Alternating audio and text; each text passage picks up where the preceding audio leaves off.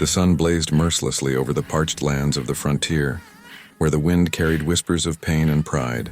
In that lonely stretch of wilderness stood a small wooden house, its walls scarred with anger, its silence filled with the echo of tears. Inside lived a woman, silent, gentle, and broken, not by the harshness of the land, but by the cruelty of the man she called her husband. Every evening, as the sky turned gold and the cattle's lowing faded into the distance, her heart sank knowing that his boots would soon strike the porch, his voice rising, demanding to know why fate had cursed him with daughters instead of sons. He was a man who believed women were burdens, soft, weak, and worthless, and every time a new life entered their home, he would stare at the newborn child's face with disgust if it wasn't a boy. The woman, whose body bore the marks of his rage and whose spirit had been shattered piece by piece, could do nothing but cradle her little girls and whisper prayers to the fading light. The neighbors knew the man's temper, but kept their distance. They'd hear shouts in the night, the crash of glass, a child's wail piercing through the still air, and then silence. A silence that told stories no one dared to repeat. But fate, they say, has a strange way of turning its wheel when least expected. One day, while the man was away tending cattle miles from home, a horse thundered across the ridge. Dust rose like a storm behind it, and when it settled, a tall figure dismounted. A rancher known across the plains not just for his wealth and strength, but for the way he carried decency like a badge of honor. His name spread through the small towns as someone who helped the poor, rescued the helpless, and spoke truth even in the face of guns. He'd heard the whispers about the woman, about how she suffered quietly and how her little girls hid behind the broken fence when their father came home. Something in those stories struck a chord deep inside him, a place where compassion burned hotter than the Texas sun. He rode to that lonely cabin that afternoon, not as a savior but as a man who couldn't stand by while evil went unchallenged. When he arrived, the woman stood on the porch, her hands trembling, her eyes wide with fear, expecting another blow, another insult. But instead of shouting, the stranger simply took off his hat, bowed slightly, and said, "Ma'am, I ain't here to hurt you. I came to make sure you're still alive." She stared at him, disbelief written across her bruised face. The little girls peeked out from behind her torn skirt, their innocent eyes glimmering with hope for the first time in years. "Who are you?" she whispered. "Just someone who's tired of seeing good folks destroyed by bad men," he replied, his voice calm but heavy with meaning. He offered her food, water, and a promise that she didn't have to live like this anymore. But fear had deep roots in her heart. "He'll kill me if I leave," she murmured, clutching her daughters close. The rancher's jaw tightened.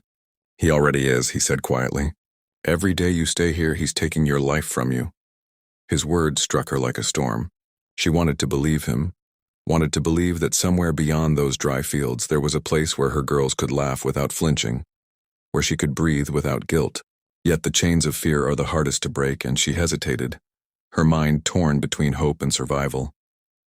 Days passed, and the rancher returned again and again. Each time he brought something, food, medicine, clothes for the girls, and each time her heart opened a little more. He never touched her hand, never spoke a word of love or pity. Instead, he spoke of freedom, of dignity, of a life where no one had to apologize for being born. The girls began to smile again. Their laughter, timid at first, soon became music in that broken home.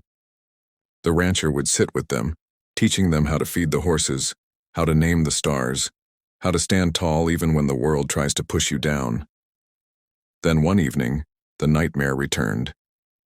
The husband came home early, drunk and wild-eyed. The moment he saw the rancher's horse tied outside, he flew into a rage. "You think you can bring another man here?" he roared, grabbing his wife by the hair and striking her across the face. The rancher, who had just stepped out of the barn, froze for a split second. Then his hand went to his belt and his voice thundered like the coming storm. "Let her go." The husband turned, sneering. "This is my woman," he spat. "Ain't your place to tell me what to do with what's mine." The rancher's eyes darkened. "She ain't yours," he said. "No one belongs to a man who beats her." The air went still. Even the wind seemed to hold its breath. In a flash, fists flew. The rancher struck first, sending the man crashing into the dirt. But the husband, fueled by hate and whiskey, lunged again, swinging wildly. The fight was brutal, dust rising, boots scraping, blood staining the ground. Finally, the rancher overpowered him, pinning him down with one arm, his voice low and steady. "If you ever raise a hand to her again, I'll make sure you never lift one at all." The husband spat curses, but the fire in the rancher's eyes silenced him. Without another word, the rancher helped the woman to her feet, wiped the blood from her lip, and said the words that changed her life forever. "Pack your things. You and the girls are coming with me." That night, under a silver moon, she left behind the house that had been her prison. The wind carried away her tears, and for the first time in years, she didn't look back. As the rancher rode beside her, the girl sleeping against her arms, she felt something strange, a peace she'd forgotten existed. When they reached his ranch, the other workers welcomed her kindly, giving her a small cottage near the river. The rancher never treated her like a charity case. He treated her like an equal. Slowly she learned to laugh again, to stand straight, to see herself not as a failure for bearing daughters, but as a mother who gave life to light. Her girls grew strong, proud, and unafraid, learning to ride horses, mend fences, and shoot better than most men. Months later, word spread that her husband had left town, humiliated and bitter. But she didn't care. The past no longer owned her. What mattered was the life ahead, the freedom she'd finally claimed. The rancher would often visit her porch in the evenings, talking about cattle, the weather, and sometimes dreams. And though love wasn't spoken, it lived quietly between them, like the soft rustle of wind through tall grass. Her story became a whisper of strength across the valley, a tale told to women who thought they were powerless, reminding them that courage isn't born in comfort but in pain. It taught men that true strength is not in control but in kindness, and to everyone who heard it, it became a lesson that no matter how long the night, the dawn always comes for those who dare to rise. So if you're listening now, and somewhere in your heart you're holding on to hurt or fear, remember her. Remember that there is always a way out, always someone who will stand by you when the world turns cruel. The days at the ranch rolled by like golden waves beneath the sun. The woman, once silent and trembling, began to bloom like a wildflower after rain. Her hands, once used only to hide bruises, now guided her daughters through the work of life, feeding the horses, tending to the garden, laughing freely under the open sky. The rancher watched from afar, never demanding gratitude, only offering quiet strength. He became the wall between her past and her future, a reminder that kindness could rebuild what cruelty had torn apart. One evening, as the horizon burned crimson, she stood beside him, whispering, "I never thought I'd live to see peace." He smiled softly. Peace finds those who stop running from themselves.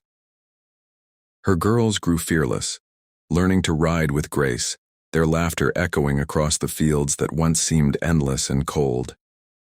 But deep inside she carried a storm, memories of the life she'd escaped and the fear it might return.